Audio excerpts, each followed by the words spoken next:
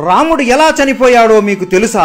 రామనవమి ఎందుకు జరుపుకుంటారో ప్రతి ఒక్కరికి తెలుసు. కానీ రాముడు ఎలా ఈ లోకాన్ని వదిలి వెళ్లిపోయాడో చాలా మందికి తెలియకపోవచ్చు. లక్ష్మణుడు ఎలా చనిపోయాడు? హనుమాన్ని మోసం చేసి రాముడు ఈ లోకాన్ని ఎందుకు వదిలిపెట్టి వెళ్లిపోయాడు? హనుమాన్ ఇప్పుడు ఎక్కడ ఉన్నాడు? ఇవన్నీ ఈ రోజు వీడియోలో తెలుసుకుందాం. ఈ వీడియో ప్రతి ఒక్క రామ భక్తుడు మరియు హనుమంతుడు భక్తుడు చూడాలి. వీడియో చివరి వరకు మిస్ అవ్వకుండా చూడండి. రాముడు రావణుడిని చంపివేశాడు. ఇక త్రేతాయుగం ముగిసే సమయం వచ్చింది. రాముడు అవతారం చాలించాల్సిన సమయం రావడంతో శివుడు బ్రహ్మదేవుడు ఇద్దరు యమధర్మరాజుని నీవు రాముడి దగ్గరికి వెళ్లాల్సిన సమయం వచ్చింది అని చెబుతారు. కానీ యమధర్మరాజు ఎంత ప్రయత్నించినా రాముడి దగ్గరికి కాదు కదా, కనీసం రాజ్యం దగ్గరికి కూడా రాలేడు. ఎందుకంటే సాక్షాత్తు ఆ మహాదేవుడి రూపం అయిన హనుమంతుడు ఎల్లప్పుడూ రాముడి పక్కనే రక్షణగా ఎవరిని దగ్గరికి కూడా రానివ్వకుండా కాపలా కాసున్నాడు. ఒక రోజు రాముడికి శివుడు కలలోకి వచ్చి నీ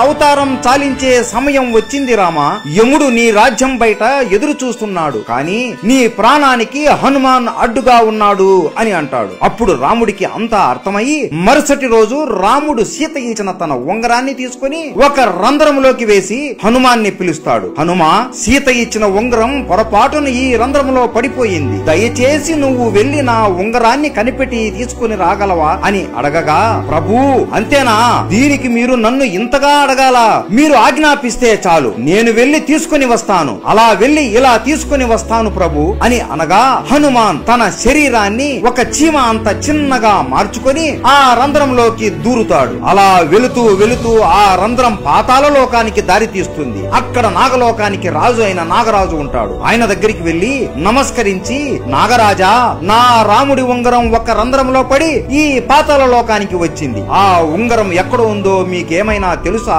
అని అడగగా, ఓహో రాముడి ఉంగరమా, నాకు తెలుసు, ఇక్కడ ఉంది, నాతో రండి అని హనుమాన్ని వెంట తీసుకుని ఒక గృహలోకి తీసుకుని వెళతాడు. ఈ గృహలోనే ఆ ఉంగరాలు ఉన్నాయి అనగా, ఉంగరాలా, నాకు కావాల్సింది నా రాముడి ఉంగరమే కదా అని లోపలికి వెళ్లి చూడగా హనుమాన్ ఆశ్చర్యపోతాడు. ఆ గృహ లోపల ఒకటి కాదు, రెండు కాదు, మూడు కాదు, కొన్ని లక్షల కోట్ల బంగారు ఉంగరాలు ఉంటాయి. హనుమాన్ నవ్వుకొని, నాకు తెలియదా నా రాముడి ఉంగరం ఏదో అని వెతకడం మొదలు పెడతాడు. అయోధ్యలో హనుమంతుడు లేడు అని తెలుసుకుని ఇదే మంచి సమయం అని యముడు రాముడి దగ్గరికి వెళ్లి, రామా, నీతో ఈ రోజు ఏకాంతంగా చాలా ముఖ్యమైన విషయం మాట్లాడాలి, మనం మాట్లాడుకునే సమయంలో ఎవరైనా మధ్యలో వస్తే వారికి మరణదండన ఇవ్వాల్సిందే అని అనగా రాముడు లక్ష్మణుడిని పిలిచి, ఈ బాధ్యత నీదే లక్ష్మణ, ద్వారం దగ్గర ఉండి లోపలికి ఎట్టి పరిస్థితుల్లోనూ ఎవ్వరిని పంపించకు అని ఆజ్ఞాపిస్తాడు. సరే అన్న అని లక్ష్మణుడు ద్వారం దగ్గర నిలబడుకొని ఉంటాడు. లోపల యముడు రాముడితో ఇలా అంటాడు, స్వామి, శివుడు మరియు బ్రహ్మ ఆజ్ఞ వలన నేను ఇక్కడికి వచ్చాను. మీరు ఈ రాముడి అవతారానికి ఉన్న కార్యం ముగిసింది, ఇక మీరు విష్ణు రూపంలోకి మారి వైకుంఠానికి రండి, లక్ష్మీదేవి మీ కోసం ఎదురు చూస్తూ ఉంది అని అనగా రాముడు నవ్వుతూ సరేయమా అని అంటాడు. ఆ సమయంలోనే మహాకోపిష్టి అయిన దుర్వాస మహర్షి రాముడితో మాట్లాడడానికి అక్కడికి వస్తాడు. కానీ లక్ష్మణుడు, స్వామి, ఇక్కడ రాముల వారు ఏకాంతంగా ఉండాలి అనుకుంటున్నారు, మిమ్మల్ని ఇప్పుడు లోపలికి పంపలేను అని అనగా దుర్వాస కోపంతో, నేను ఇంత దూరం నుండి రాముడితో మాట్లాడడానికి వస్తే నన్ను లోపలికి పంపకుండా అడ్డుకుంటావా? ఇప్పుడు కాని నన్ను నీవు లోపలికి పంపకపోతే అయోధ్య మొత్తాన్ని కాల్చి బూడిద చేసేస్తాను అని అంటాడు. లక్ష్మణుడికి ఏం చేయాలో అర్థం అవ్వక, ఇప్పుడు లోపలికి నేను వెళితే నాకు మాత్రమే మృత్యుదండన కలుగుతుంది, లేదంటే దుర్వాస మహర్షి మొత్తం అయోధ్యాన్ని కాల్చేస్తాడు అని ఆలోచనలో పడి అయోధ్య ప్రజలకు కాపాడడం కోసం తన ప్రాణం కూడా లెక్క చేయకుండా లోపలికి వచ్చి దుర్వాస మహర్షి వచ్చాడు అని చెబుతాడు. లక్ష్మణుడు లోపలికి రావడం చూసిన రాముడు బాధతో కృంగిపోతాడు. అయ్యో లక్ష్మణ, ఎంత పని చేశావు నువ్వు, నీకు తెలియదా లోపలికి వస్తే ఏమి జరుగుతుందో అని, ఇప్పుడు నిన్ను నేను చంపాలి అని బాధపడతాడు. రాముడికి ఏం చేయాలో తెలియక తన గురువైన వశిష్ఠ మునిని అడుగుతాడు, రామా, నువ్వు లక్ష్మణుడిని చంపనక్కరలేదు, ఎప్పుడు నీ పక్కనే ఉండే లక్ష్మణుడు నీకు దూరంగా ఉంటే అది అతనికి మరణంతోనే సమానం, కాబట్టి లక్ష్మణుడిని రాజ్య బహిష్కరణ చెయ్యి చాలు అని చెబుతాడు. ఇది లక్ష్మణుడు విని, నీకు దూరంగా ఉండడం కంటే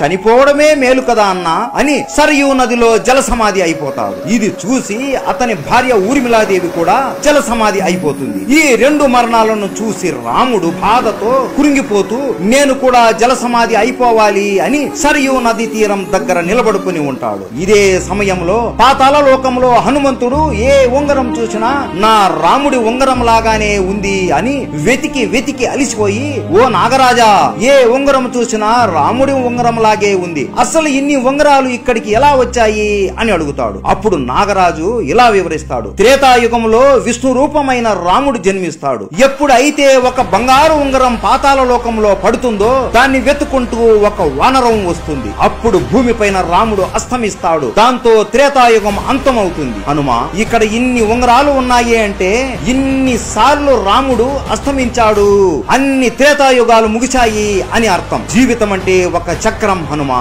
ఒక చక్రం ముగిసింది అంటే ఇంకొక చోటు ప్రారంభం అవుతుంది అని. 4 యుగాలు మళ్ళీ ముగుస్తాయి, మళ్ళీ త్రేతాయుగం మొదలవుతుంది. రాముడు మళ్ళీ పుడతాడు, నువ్వు కూడా మళ్ళీ పుడతావు. ఇద్దరు కలిసి మళ్ళీ రావణుడిని హతమారుతారు అని వాసుకి అంటాడు. హనుమంతుడు ఆశ్చర్యపోతాడు. అంతలోపు అయ్యో, నా రాముడు ఇప్పుడు మరణిస్తాడా అని చేతికి దొరికిన ఉంగరాన్ని తీసుకుని వెంటనే అయోధ్యకి చేరుకుంటాడు. అయోధ్య మొత్తం వెతికినా కూడా రాముడు ఎక్కడా కనిపించడు. అలా గాలిలో ఎగురుతూ ఎగురుతూ వెతుకుతూ ఉండగా సరయూ నదిలో రాముడు జల సమాధి అయిపోతూ కనపడతాడు. వెంటనే అతి వేగంతో కిందికి వచ్చేలోపు రాముడు హనుమాన్ని చూస్తూ నదిలోకి వెళ్లిపోతాడు. ఇదంతా చూసి హనుమాన్ బాధతో గట్టిగా రామా ప్రభు అని ఏడుస్తాడు. అయ్యో, ఇదంతా నా తప్పే, నేను బుద్ధి లేని వాడిని, 1 నిమిషంలో వస్తాను అని ఇంత సమయం వృధా చేశాను, నా వల్లనే ఈ రోజు మీరు నాకు దూరం అయిపోయారు అని బాధపడుతూ ఏడుస్తూ కురింగిపోతూ ఉంటాడు.